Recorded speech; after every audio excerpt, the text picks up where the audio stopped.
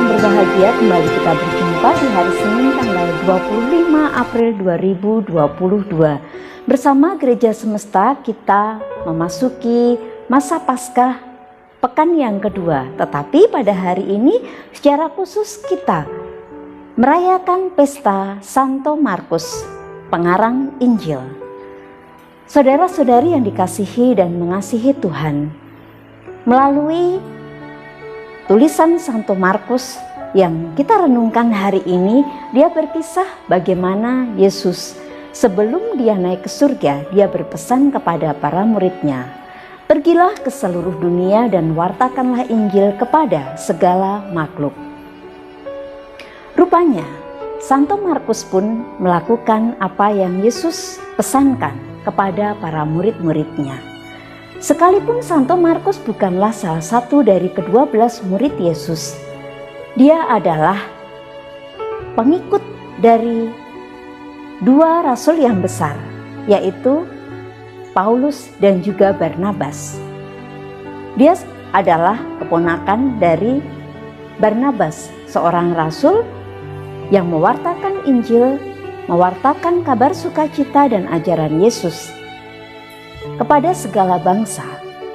Saat itu Markus mengikuti kedua rasul besar ini, dan dia akhirnya menuliskan ajaran-ajaran Yesus, bahkan kisah perjalanan hidup Yesus. Meskipun dibandingkan dari 3 pengarang Injil lainnya, tulisan Markus tidak begitu panjang. Ada hal yang perlu kita teladani dari hidup Santo Markus. Dalam perjalanan kerasulannya, dia sempat berselisih dengan Santo Paulus. Sekalipun dia juga menjadi anak kesayangan dari Santo Petrus. Ketika berselisih dengan Santo Paulus, dia memilih untuk kembali ke Yerusalem, meninggalkan Paulus dan Barnabas. Tetapi justru dalam situasi seperti itu dibutuhkan kerendahan hati. Kita mencoba untuk menerima orang lain dengan sudut pandang yang berbeda, dengan paradigma kehidupan yang juga berbeda. Disitulah kita akan kembali mampu bersama-sama menjadi pewarta kabar sukacita. Begitu pula pada akhirnya ketika Santo Paulus berada di dalam penjara, dia sangat merindukan Santo Markus untuk kembali datang kepadanya karena pewartaannya bagi Paulus sangat dibutuhkan. Saudara-saudari yang dikasihi dan mengasihi Tuhan, kita diajak untuk rendah hati karena sebagai umat Allah di dalam gereja kita juga mendapatkan perutusan untuk mewartakan sukacita. Ajaran-ajaran Yesus yang mengajarkan cinta kasih di tengah masyarakat, di tengah dunia, sekalipun dengan berbagai tantangan, sekalipun kita di dalam gereja pun sering mengalami selisih paham dengan saudara-saudari kita yang seiman.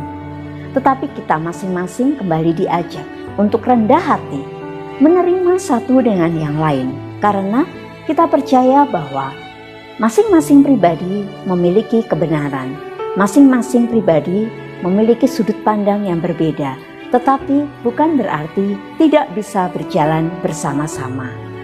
Maka marilah,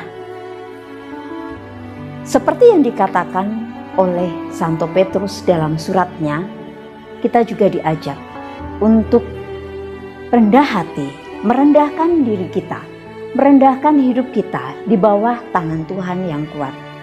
Sehingga dalam perjalanan hidup kita tidak mengalami kekhawatiran, ketakutan, sekalipun harus mengalami banyak tantangan dan rintangan untuk menjadi pewarta sukacita, pewarta kabar gembira, pewarta kebenaran, yaitu Kristus sendiri. Marilah kita saling merangkul satu dengan yang lain, terlebih saudara-saudari kita yang seiman, agar kita sekalipun dalam perbedaan latar belakang kita sanggup untuk berjalan bersama, menjadi teman seperjalanan satu dengan yang lain, sehingga kerajaan Allah pun semakin mampu diwartakan ke seluruh penjuru dunia dan kepada segala makhluk. Semoga berkat Tuhan menyertai kita.